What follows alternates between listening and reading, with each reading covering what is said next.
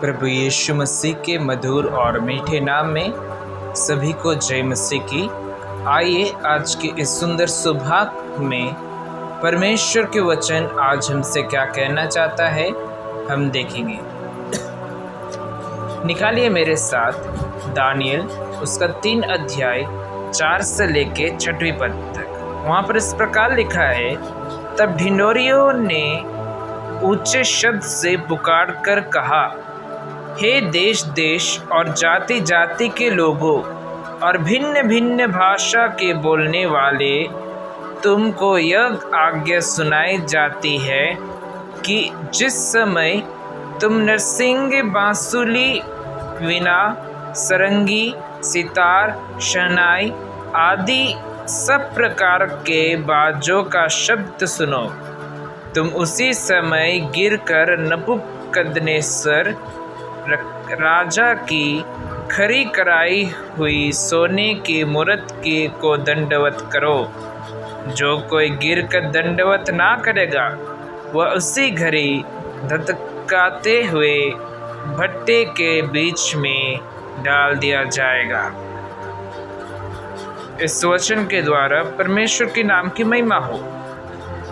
अब दानियल उसका 3 अध्याय में एक नया नियम आता है जो कि राजा नबूकदनेस्सर अपनी प्रजा के लिए ऐसा करते हैं कि एक सोने की मूर्त बनाते हैं और मूर्त बनाने के बाद सिर्फ और सिर्फ बेबीलोन में ही नहीं, सभी भाषाओं को, सभी जो राज्य है, सभी देश है, सभी जातियों को क्या करता है, एक चेतावनी देता है कि तुम सब इस मूर्त पर, इस मूर्ति का आराधना करो, इसका दंडवत करना। जब भी शहनाई या फिर तुरही का आवाज़ आएगा उस समय तुम लोग उसकी दंडवत करना, नहीं तो क्या होगा, उनको आग में डाल दिया जाएगा।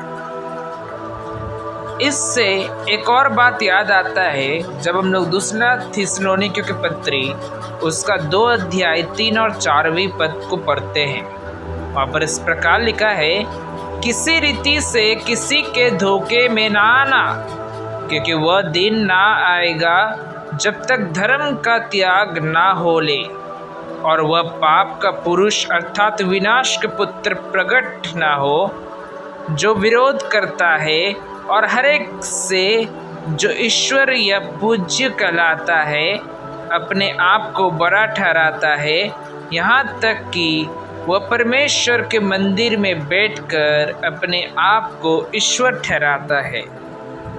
परमेश्वर इस वचन के द्वारा सभी को आशीष दे। जब हम लोग इस विषय में पढ़ते हैं तो एक बात हमें कहता है, उस समय एक सरकार, एक नेशन, वन गवर्नमेंट होगा, एक जाति, एक सरकार, अर्थात एक मसीह विरोधी खड़ा होगा और उस मसीह विरोधी जो यरूशलेम मंदिर अर्थात परमेश्वर का मंदिर, वहाँ जाके वो बैठेगा और वहाँ पर उसकी आराधना किया जाएगा।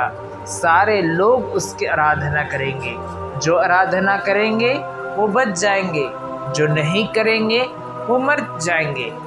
इसी विषय में दानियल एक पुरानी घटना को लेकर अभी के विषय में, अभी के जो विश्वासी गण हैं, आने वाले समय के विषय में दानियल एक चेतावनी देता है कि तुम सावधान रह जाना, तुम सतर्क रह जाना कि ऐसा समय आने वाला है, उस समय एक राज्य होगा, एक जाति होगा, एक ही सरकार होगा और उसी के तुमको सुनना होगा। नहीं सुनोगे तो तुम मार दिया जाओगे। आगे क्या होगा दानियल में 3 अध्याय वो हम लोग कल देखेंगे। इस वचन के द्वारा परमेश्वर के नाम की महिमा हो। सबको जय मसीह की।